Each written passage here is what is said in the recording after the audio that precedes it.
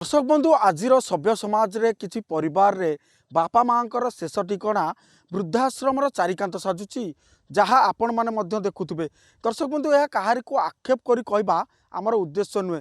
आज समाज रे शिक्षित मानकर संख्या जेते अधिक होउची सते जेपरी परिवार मध्य दूरता सेते बढ़ी जाउची। किंतु लागुची किछि कांश रे आज युवपीढ़ी संपूर्ण भाव में दिगहरा साजुचंती। किंतु आमे समस्ते जानिचंती पिता माता भली चलती प्रतिमा ए संसार रे आउ केही नांती। एभली एक रोचक घटना विषय में आपण मानकु जणाइबाकु जाउची जहाँ आजिर समाज रे युववर्गंक पई एक उदाहरण साजिची।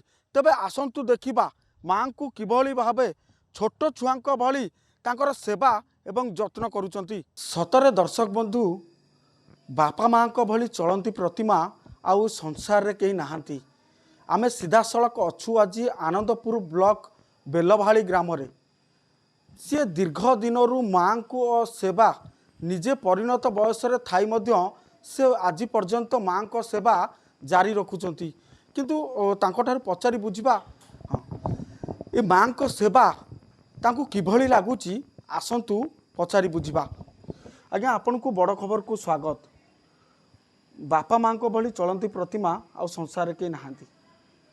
किंतु आमे कहिबा जदि बाट मझिरे बापा माँ को छाड़ुचंती एवं वृद्धाश्रम रे भी बापा माँ को छाड़ुचंती किंतु आपण आज पर्यंत माँ को सेवा जारी रखिचंती निजे परिणत बयस थाई किभली लागुची आ कोन कहिबे।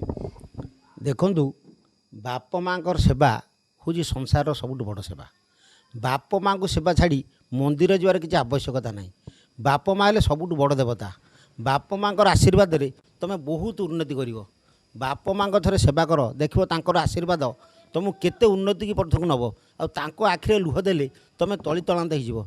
जो मैंने बाप माँ को वृद्धाश्रम छाड़ुं कि रास्ता मध्य छाड़ुं से थे भावी देखूँ से बाप माँ केमी पेट काटिकी पेट उपवास रहीकि से पोषि से बड़ कर। आज माँ बाप माँ जदि एमती अवस्था तुम कर तुम कौन जे हम से भगवान तुमको जानती। हे प्रभु बाप माँ सेवा कर। आम आज की दीर्घ 80 वर्ष रु माँ को 94 वर्ष धरला आम सेवा चलाइछु। सेवा आप विश्वास करेंगे आज की 14 वर्ष है मुझे अनिद्रार अच्छी। मो माँ राति 25 थर परिश्रा जाती किंतु थरे भी मुझे मना करनी कि थरे भी पार्टी करेनि। हे माँ जो मो मार जो आशीर्वाद रे मोर पुओ मोर झील माने बहुत उपरକୁ जाइछन्ति। निश्चित भाव में जमी शुणुले माँ को जमी से सेवा करुले एवं जदि कहबा आमे समाज रे किछि अछंती जो युवपीढ़ी से बापा माँ को बापा माँ जिते परिणत बयस पहुँचती बापा माँ जिते वृद्धा अवस्था पहुँचती से बापा माँ को लेकिन रास्ता कड़ हो बा वृद्धाश्रम छाड़ी दियंती।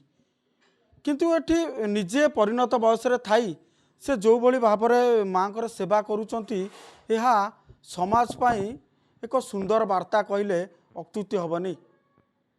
केन्दुझर जिला बेलबाहाली मनोज बारिक बड़ खबर।